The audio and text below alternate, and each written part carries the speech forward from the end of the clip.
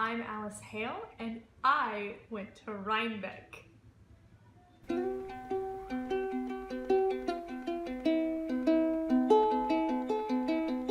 have actually made a whole pot of tea for this episode because I have so much to talk about. Okay, so yes, I have done it. I went to Rhinebeck. Yes, that Rhinebeck, the Rhinebeck, if you will. What I ended up doing to get there, because I live in New York City and so it isn't that far away, but I am not a masochist enough to own a car in New York City.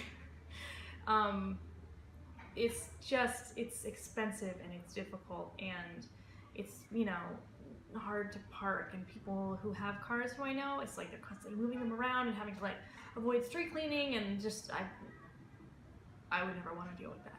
So I don't have a car here, and I was trying to figure out like the different ways that I could get to Rhinebeck easily and hopefully not breaking the bank, because there were some options where it's like, well, you can do this and like the ticket for this train will get you this far, but then you also need to take a cab, and like it probably wouldn't have been terrible, but I was sort of still mulling over the different options, and you know, or like you have to figure out the bus times for this place in order to get to and where they do the.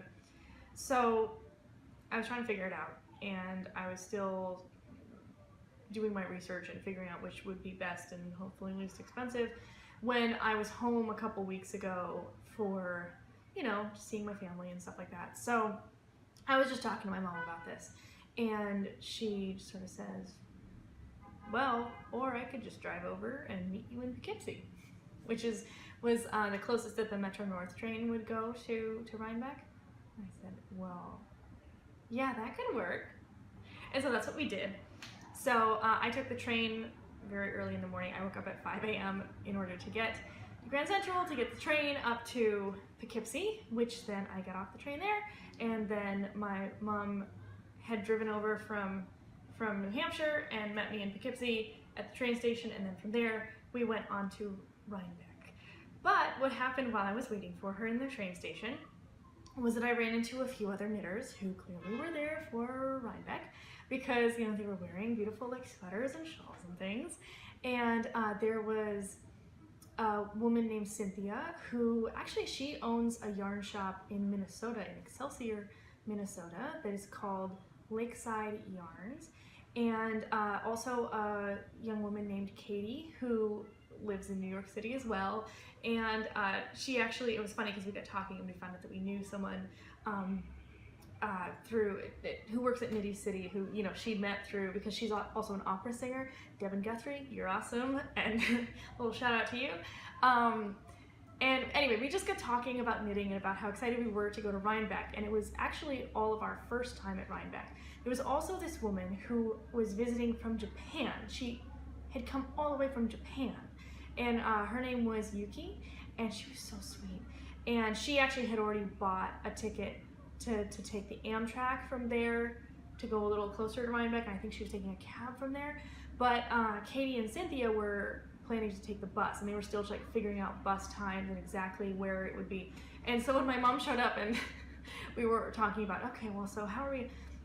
She said, hey, we have a couple more seats. Do you want to just hitch a ride with us?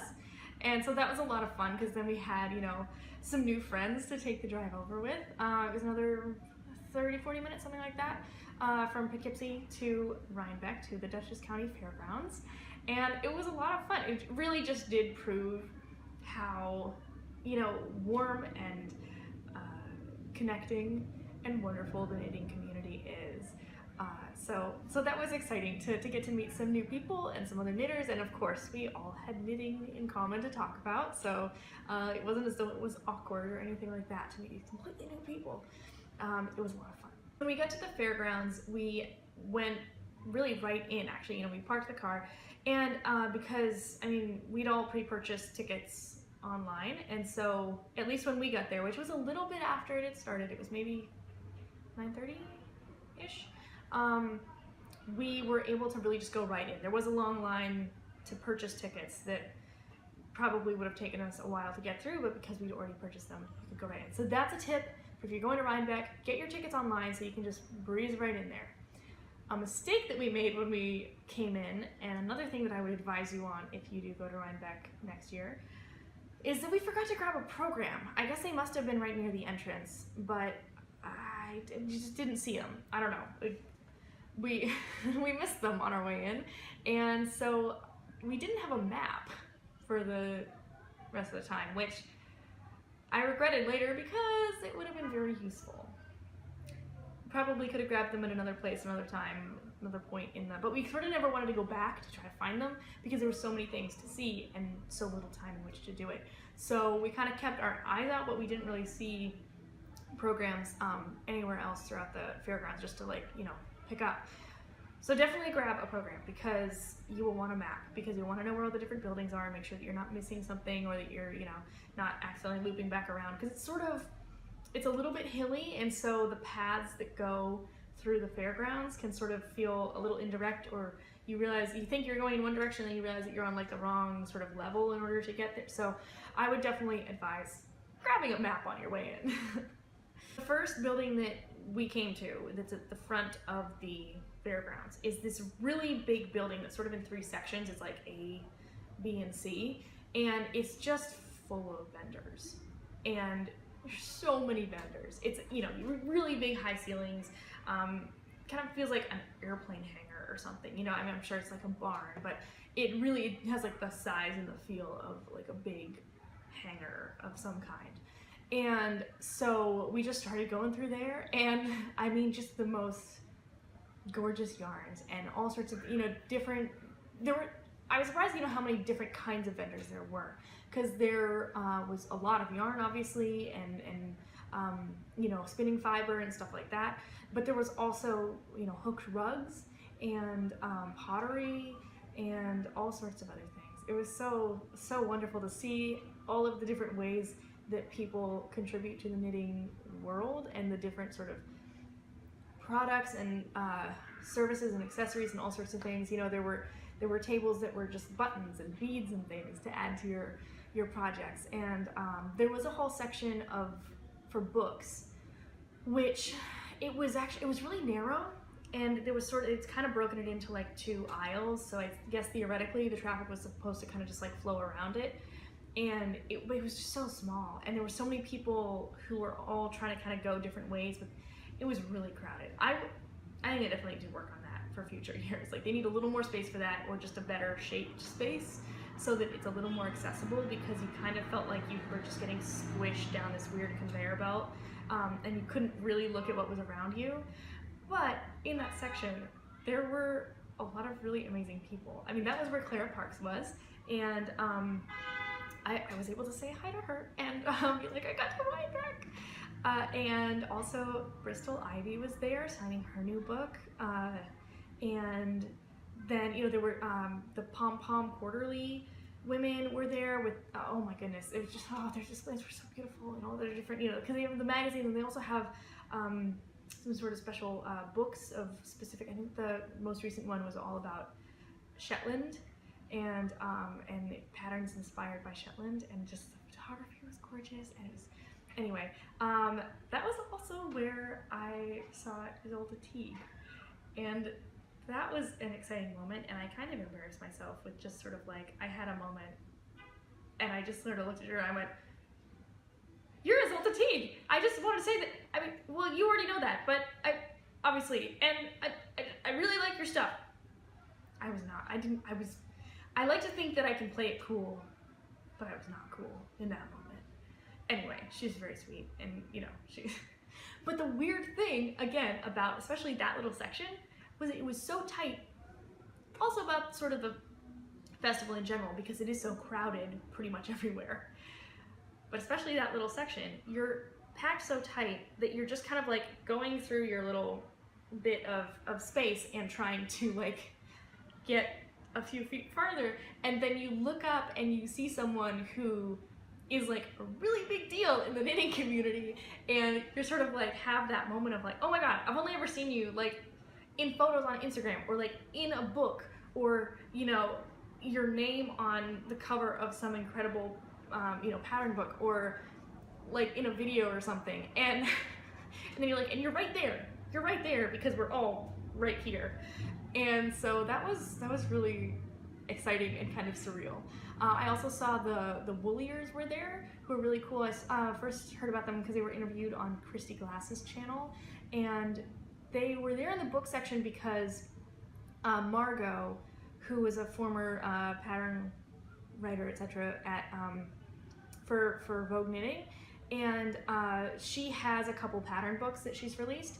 I guess that they weren't able to get in for their wool because, I mean, it's so competitive to get into Rhinebeck. The number of people who are like amazing and are sort of like, well, I couldn't get in because it's super competitive, is insane. But they were there in the book section. But you should check out their wool. They're really a very new company, but they're focusing so much on this really kind of pure, beautiful, just lovely, I think, you know, like vegan, and they have all the details on, you know, I'm sure their website and stuff, but it's just gorgeous stuff, and they're really, really great, you know, high quality wool. And they had some samples there that were just from the patterns of the books, and some that were knitted in the Wooliers wool. So that was great to see. The other people who I saw there in the book section were Knit Cahoots, who have their new book out that's Minnesota 52 pattern. I can't remember the full title, but it's all inspired by the highway that they travel to see each other, because they're friends and they live in Minnesota, but they live sort of far away. So they're always kind of meeting each other like in the middle, or, you know, going to each other's places, and they just have all these beautiful, fun patterns, and the photography is so great. They were also interviewed by Christy Glass, and you can see their interview there. And they're such wonderful, you can just tell that they are such great friends with each other, and really warm and funny, and, you know, just wonderful people. So in the building C, or what, you know, the C section of that massive sort of 3-part building was where Miss Babs is located. I had heard a lot about Miss Babs leading up to it, and I think I'd like looked at the website and everything. It's like, okay, well, this is beautiful, you know, great colors, but I'd kind of been telling myself, oh, well, you know, I won't be sucked into the fervor of the Miss Babs thing, because you just hear about people just going crazy, just being impossible to get to any of the yarn because it's so crowded, or you know, people just like loading up their arms full of yarn and just getting tons. And I was sort of like, okay, you know, I'm sure it's great yarn, and like, so what makes it so different or special? And, you know, I've been told it's the colors. It's the colors, and it's amazing.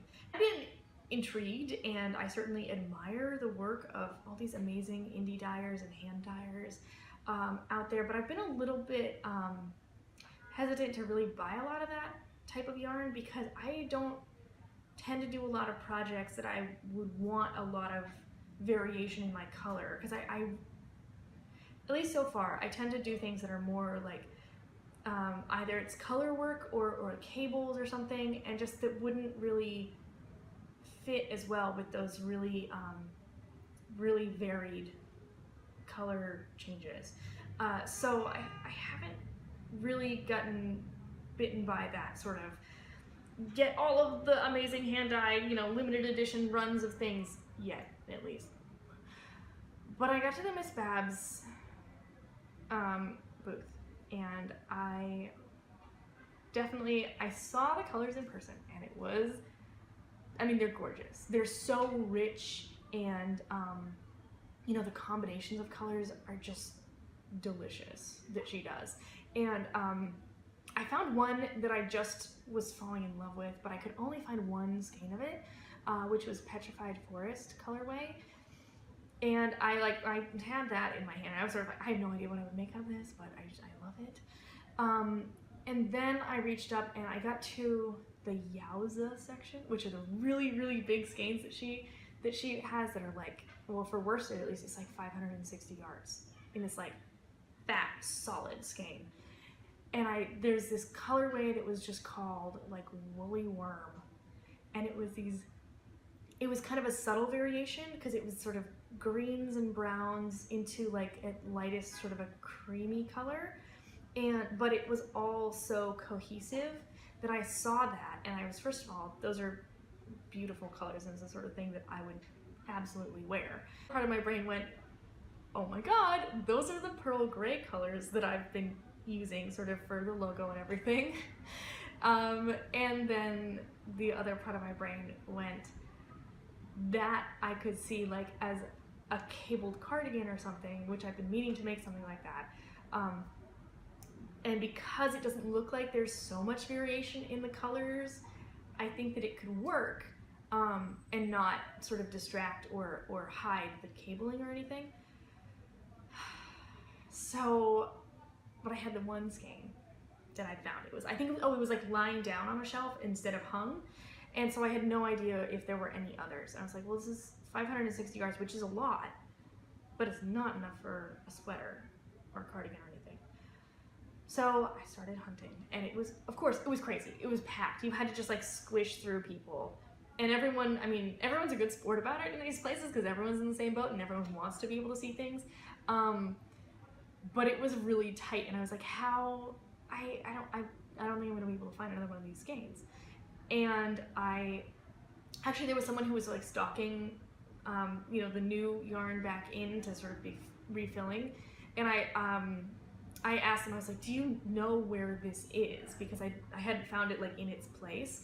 And he says, oh, well, I think it would have maybe been around here, but I mean, you're definitely kind of looking in the right spot, but I don't see any more of it. And he points to this sticker on the label. It's this purple thing that says Wild Iris. And he says, well, that's a Wild Iris, which means it's a non-repeatable colorway, so she's never gonna dye another one of those.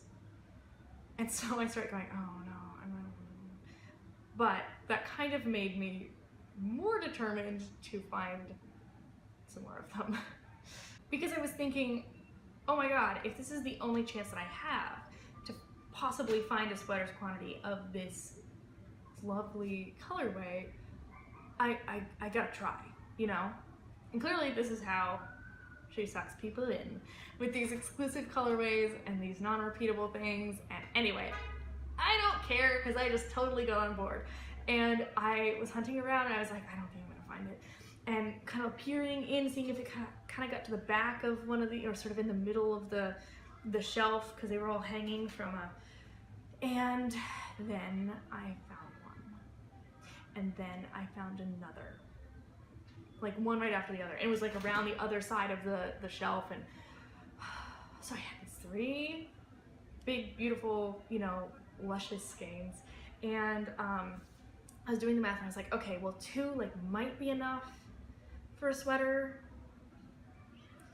but it might not. And so I just bit the bullet and I got all 3 of them. And they're beautiful. And I will show you in another video the actual yarn. But I was sucked in. I'm one of the people who get way too excited about Miss Babs. I then had to get in line to pay. And the thing about Miss Babs is that the crowding at the booth is one thing. The line to pay is another. They were at the end of the building, so there was like a big doorway right, you know, across from them. And the line to pay was just out the door and around, like down the path. And you'll see it, I took a little video of it.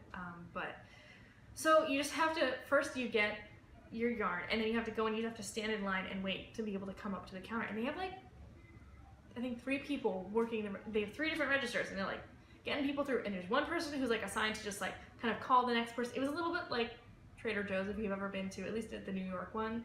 The New York locations, they're, you know, a billion registers, and then they have one person whose job it is to like be looking for where the next register is and just like send the next person over and like send the next person over. And it was like that. They had to do that at Miss Babs. So I got my yarn, and they actually gave me, they, you know, give you as a customer a little stitch marker, which was exciting. That was a nice little touch. After my Miss Babs experience, I'd still only been in this one big building. I hadn't even gotten like into the real fairgrounds, but it was almost 1 by that point because there was so much to see in that first building. And 1 o'clock was when they have the podcasters meet up on the hill. And the hill is just, it's the hill. Like, it's in the middle of everything. And I'd been told, like, you'll just know, it's just the hill, the grassy hill that's right there. So I was like, okay, I guess. And then I looked at it, I was like, okay, yeah, that must be it. It's a grassy hill, and it's right in the middle of everything.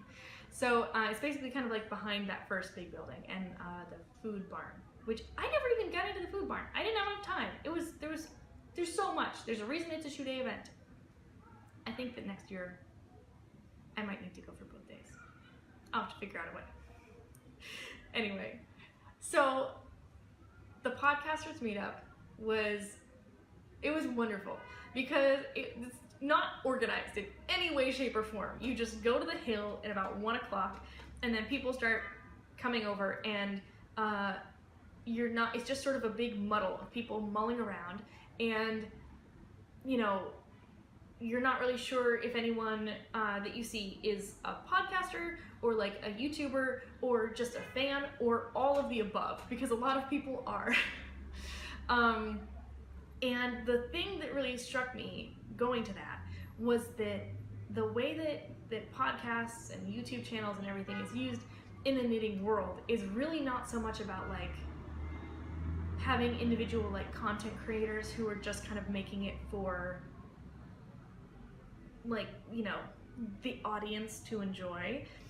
It's really more of a way of just creating an open dialogue and communication and connection among different people in the knitting world. And like I, understood this on some level, but that really crystallized it as like, no, this is what it's for. It isn't about like entertaining the masses. It's really about communicating with each other and being able to have a way to really share our experiences and share our ideas and our thoughts and yeah, communicate often across far distances. And it was so wonderful to see, and that sort of exchange of like people who have their own podcast or channel or whatever, and then also just completely being so excited to see the other people who they watch and who they're a fan of, and that sort of connection between like I've been watching what you've been showing us and what you've been saying about your knitting experience, and it was just so warm and exciting. I brought some like business cards and stuff that I'd made up with information about my channel, because I was like, I've just started this. People are not gonna remember like my name if I just tell them, and it's overwhelming. There's so many people. Yeah, you need to have something where it's written down, because you just meet so many people and they're all telling you about their amazing things that they're working on, and then at a certain point it's just like I don't remember what that and when you get back at the end of the day and you've just had like fiber overload in the best way possible, but you're not gonna necessarily remember what that one person who I think had a bob who was talking about a podcast that they had that was like saying the name was, so I had some cards made up, but what I think I'd heard people mentioning at some point on like a podcast or something, but I'd totally forgotten, was that a lot of people make up pins for their podcasts or channels, and they hand those out, and that's like a thing. I totally forgot about that, but there were also a lot of people handing out cards, sometimes with their pins. There was someone who was handing out like buttons and a little baggie of like buttons and stitch markers, and I thought that was so sweet. And people handing out little like candy and stuff like that. I'd forgotten that there would be so much just stuff, like little things that you kind of acquire. And so quickly, just like my hands were full, and then my purse was just kind of overflowing with like cards and like little candy bars and pins and stitch markers and stuff. And that was wonderful. But now I know for the future, like I should know exactly where I'm going to put them, because then I was just like reaching for my wallet later in the day and being like, okay, there are like 5 business cards on top of that. And like not getting them confused with like where I would, like the little pocket where I was kind of keeping mine to pull those out. So yeah, I'm sure that I'm gonna continue digging little like pins and business cards out of various like pockets of my bags and stuff for the next few days. But that was so exciting and warm, and just like, being able to be like, here's my thing, thank you for, it's that little like, hey, trade ya, and that was a lot of fun. I also, at that podcaster meetup, so many amazing people that it was so exciting to actually meet. So there was like Jess of Jess and Casey, aka founders of Ravelry, that was exciting to meet her. I was just like, thank you for Ravelry. And she was like, you're welcome. And okay, it's a list. I wrote this down so that I could remember. So I saw, well, one of the first people I saw was Shamika Clark, who I'd met before at Nitty City, because she's also like a New York person. And it was great to see her. She does have a podcast that I think she's pretty recently started. And there are a bunch of episodes of that online. Or Mika Shop is her name of her thing. I saw Lisa and Melissa from Espace Tricot, and that was really fun. They were, you know, giving out their little pins, and I got to talk with Lisa for a while, and she was like, "You're just so sweet. They're so nice," and it was great to like see them in person. And I got to meet Claire from New Hampshire Knits, and she also runs the Woolly Thistle, which is an online shop for British yarns for like American customers, so that you don't have to pay $1 million in shipping. And she was so great. I've been listening to New Hampshire Knits lately, and it makes me feel so warm and fuzzy inside, because she is Scottish, but she has been living in New Hampshire for about, I don't know, 20 years or something. And I'm from New Hampshire, and so it always makes me feel a little bit like, oh, I get to sort of spend a little time at home, you know. And it was just, I love listening to her, and she's so sweet in person. And actually, while I was in the Miss Babs line, my mom, who was off, you know, doing other things, texted me. She's like, oh, I just met Claire from New Hampshire Knits. And I just went, what? Where?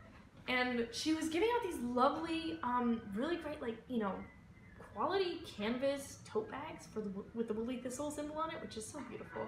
And so I got one of those, and I got to meet her, and it was really wonderful. I met Amber from the Yarn Hoarder, and Jenny from Handmade in Woolen, and Kristen from Yarngasm / you know, she also is the dyer who does Woolen Vine yarns. I also met so many people who have, you know, podcasts and YouTube channels and stuff that I hadn't heard of before, but now I'm totally, you know, like subscribing to and looking up, and it's so exciting. So among the people, and I'm sure that I still have like things that I haven't found yet that are from business cards and stuff that people handed me, but just the ones that I was able to find immediately were Chickenwood Studio, Wrapped in Wool, which is an audio podcast, and Knitting by the Sea, which is done by Saratoga Knitting. The Cat Lady podcast, which I think is a really creative name, because cat is actually spelled with 2 T's, and it stands for Craft All the Things. Tranquil Cottage Knits, Three Sisters Knit, and Knitting in Our Jeans, spelled Genes, because it's a mother-daughter podcast. I thought that was clever. Because their symbol is like a pair of blue jeans. After the podcast meetup, which was sort of, you know, it was a little bit of that like social overload, which it was so exciting, but then I definitely needed to like take a moment to sit down, and that was when my mom and I got some lunch, and that was good, and we just kind of had a chance to regroup and say, okay, what are we doing next? And I had managed to keep my sweater on. It was quite warm. It was in the 70s, and it was sunny. I managed to keep my sweater on until after lunch, which I was impressed with. I thought that I would be just like melting of heat before that, but I had my Rhinebeck sweater on for like half the day, which was pretty good. After that, we wandered out into the farther barns, and that was interesting because, again, we still didn't have a map. So you're kind of just like, where is anything? And we saw, I mean, so many vendors, because it just keeps going. There's like, every time you think, oh, okay, I think I've seen like, this must be as many barns as there are. No, there are more. There are more buildings and barns and like stables and stuff that they're using for vendors and things.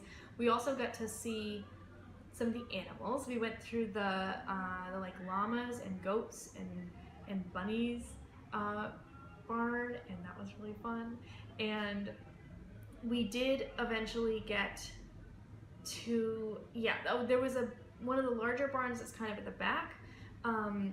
There was this whole section that was a company that they were selling like factory seconds of Lamb's Pride wool, which I love that wool. I mean, it's such a great, just like standard, solid, you know, useful, it's really nice wool.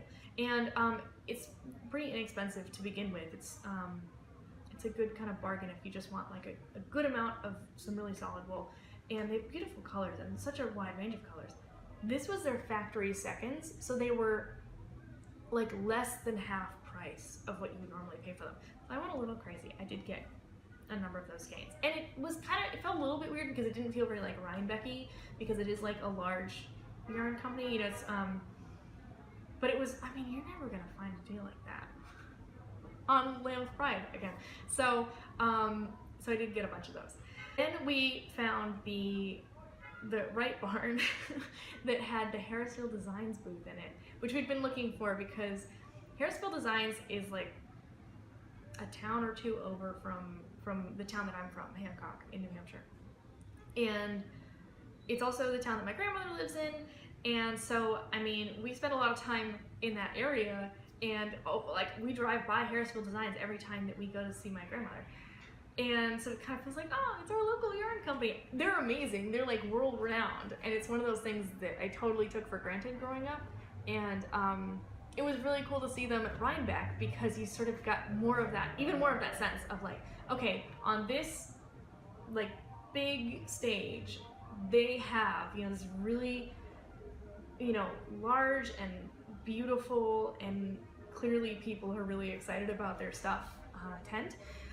They had, you know, a lot of their, they had some Brooklyn, because they're the ones who spin Brooklyn tweed yarn. So they had some Brooklyn tweed there, they had some Fringe Supply Company stuff, and they had a bunch of their own yarn, which they have their special colorways that are their yarn lines that are Watershed and Turbine. They're so beautiful. It's because all of their yarn is this heathery mix of just, because they take all this, the fiber that's dyed in the wool, and then they spin it together. So it all has just so much texture, and I love that stuff. The, you know, the heathers and the tweeds, and that's where it's at for me. And so they were there with all of that, and it was gorgeous. And to be able to really see the colors in person, because I know I think that the last time I went to their store, even though we're always driving by there, was like years and years ago. And I've looked at their stuff online since, but it was so great to see it in person again. And I'm sure that the last time that I was actually in their store, I don't think that they had those new lines of yarn, the Turbine and the Watershed. Oh, it's gorgeous. I love those colors so much. They're just so bright and earthy at the same time, and just really rich, and they're gorgeous. And I got to meet the person who designed all those colors, which is Nick Colony, who's actually the son of the current owners of the mill. And his family, the Colonies, they have owned Harrisville mills, and it's gone through a few different names, but since the mid-1800s. So it's kind of cool, that legacy of the ownership of the mill and of running it, and the fact that, you know, even now this younger generation is not only taking on the, you know, sort of the responsibility of the running of the mills, but also sort of innovating and creating, really getting down and dirty in the creation of those yarns, not just sort of like keeping things running as normal. And he has a wonderful interview that he did on New Hampshire Knits with Claire, and kind of early on in her podcast. But I really loved that interview, and I highly recommend that you go and check it out. You can find it, I think it's circulated off of iTunes at this point, but if you go to her like Podbean website page, you can find it in the older episodes. I got to speak with him, and he was really great and really enthusiastic, and just a really wonderful person to talk to about the yarn process and about the mill. And so I was really happy that, you know, I got to meet him actually in person after hearing that interview that was so great, and also that he was genuinely in person just as engaging as he was talking about that process of creating those colors and of the future of the mill. Then we also found the Green Mountain Binnorie booth, which was downstairs in the big 4-H barn that has like an upstairs and a downstairs. And you know, we'd just seen them a couple weeks before, and Maureen, who's so wonderful, she actually like remembered me and recognized me from when I stopped by, and so it was wonderful to see them again. And they have such a beautiful setup, you know, these great shelves, these like wood shelves with all of their beautiful colors of yarn, and they were right when you walk in that barn. They were like the first thing you see, and so it was lovely to say hello to them again. At that point, the day was almost over. You know, the sun was starting to go down. You could kind of feel that like things were slowing down, and maybe vendors were starting to get a little closer to wrapping things up. And so Mom and I, we got in line just in time to get some cider donuts before they closed. And they were just as delicious and freshly made as people have said that they are. I knew that I had to get one before leaving because I've been told by so many people that you just needed to, that was part of the Rhinebeck experience, and so I did. I actually got a few, and so I took a couple back with me to my apartment, and I had one the next morning for breakfast to sort of like keep having a little taste of that Rhinebeck experience. And it was just a really perfect end to that day because everything kind of slowed down, and we just kind of sat down with our donuts, and the sun was starting to go down, and we were starting to get that sort of like soft, warm autumn light on everything, and it just felt beautiful and peaceful. And everyone, you could just feel this wave of contentment and like that sort of relaxed excitement that everything had gone so well, and it was just such a magical day, and I'm so glad that I went, and I'm glad that I was able to share it with my mom, because I don't really get to see her very much anymore now that I'm living in New York, and you know, she's still in New Hampshire. So it was so wonderful. It was so special to be able to share that with her, and not to just sort of be like wandering around alone. Rhinebeck is just as amazing as everyone says it is, and you should totally go next year. I will definitely be there, and I am gonna see if I can figure out how to do both days, because I could definitely use a second day there. I know that there are so many things that I did not see at all, and things that I would love to spend more time exploring. So yeah, that was my amazing day, and I took a bunch of video, mostly just sort of to try to get a sense of the space and the experience. I mean, it's almost impossible because it's so big and there's so many people and there are so many vendors, but I did take a bunch of footage just to give you a little peek, and so I put together a little montage so that you can have a taste of my Rhinebeck day. And then I'm also going to do a separate video just talking about the things that I bought there, because it was quite a bit. Thank you so much for watching. Thank you for joining me on my Rhinebeck experience, and here's a little sampling. It is very early. I did not get much sleep, but I'm really excited. It's Rhinebeck today.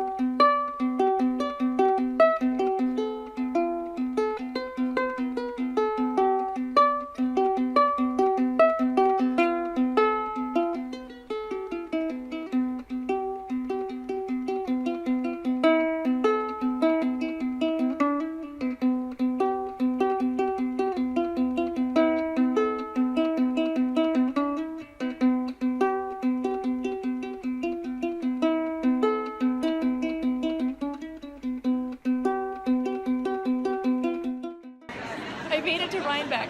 I'm here.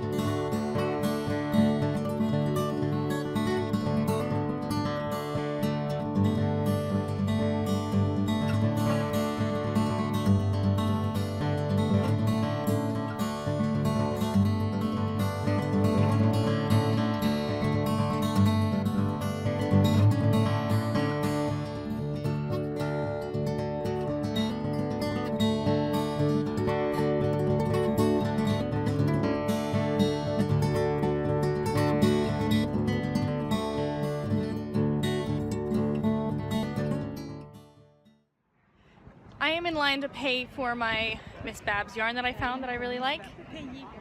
This is how long the line is. That's the line. That's the line. Rhinebeck is serious, guys. Rhinebeck is serious.